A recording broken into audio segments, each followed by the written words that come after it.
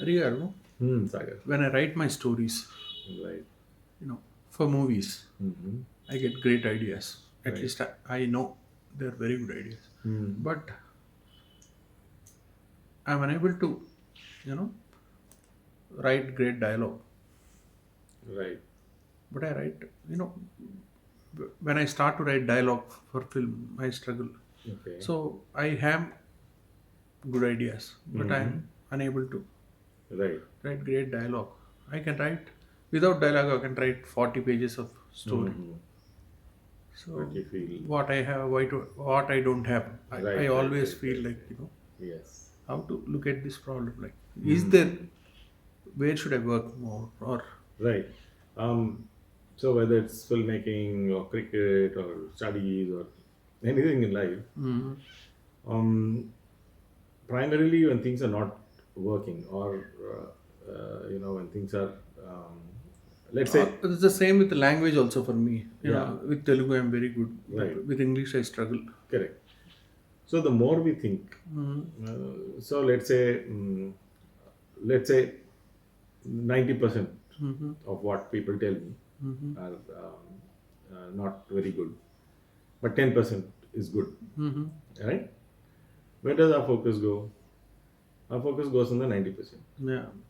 As humans, another issue that we have is even if 90% is good Mm, and 10% is not, mm, our focus still goes to the mm, 10% that we don't have.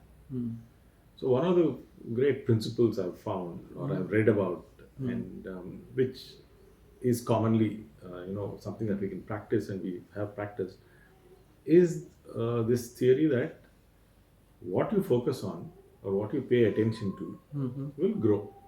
mm, So, if something is not working, I'm paying attention to what is not working, correct. right? Yeah. So there's an excessive attention on what's not working, Mm, which will make what's not working even bigger. So I'll become even worse at mm, what I'm not good at. mm, Instead of that, shift your focus to what is working, mm-hmm, right? So let's say 10% is good and 90 is not. I shift my focus to this 10%. mm-hmm, What do I have? Okay, everybody's got a lakh of rupees. mm-hmm, I have 1,000 rupees or 5,000 rupees. My focus should not be on what I don't have, but instead work with what I have, mm-hmm, right?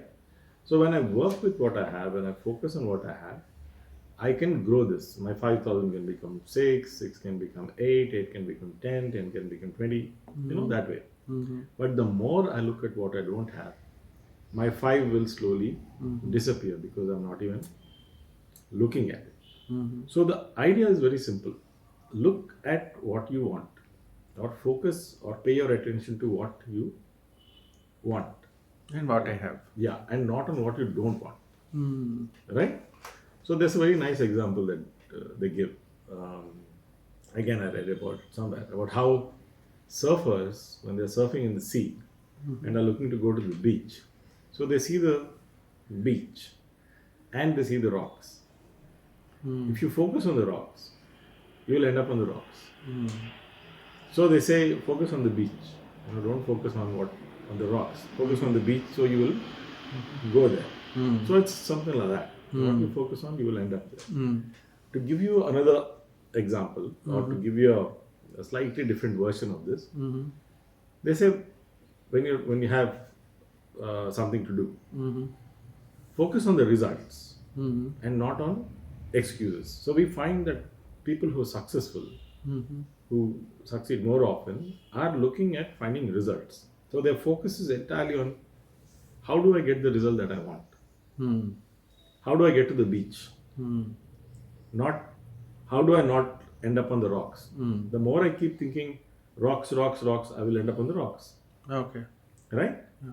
So we are either looking at finding our focus is either on results or our focus is on finding Mm, excuses. mm, So I found this very nice quote by one of my old bosses who would say, it's up to you whether you want to find results or you want to find excuses. He says, because whatever you want to find, you will find both. You will find results, you will find excuses. So you figure what you want to do, because if you want results, you find results, or you find excuses. With a cricket example, can you Huh. help me understand this more? Right. So let us say let's say I'm a fast bowler, and I have a very good outswinger, and I don't have anything else. Right?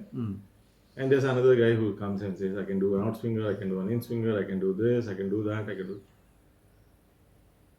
The guy who knows a good outswinger and sticks to it and focuses on that, right, and becomes very good at it, can actually become perhaps more successful. And we have seen this. Even batsmen who have a wide variety of strokes tend to play too many shots and get out.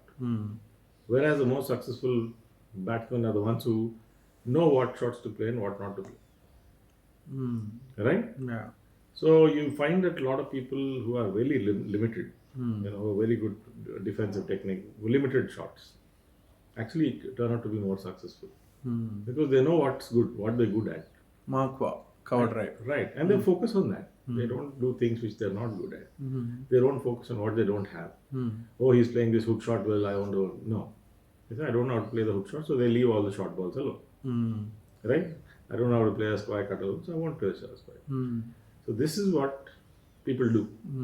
You focus on what you want, focus on what you have, not focus on what you don't have. Okay. The more you focus on what you don't have, what you don't want or what you don't have grows. Right? Yeah.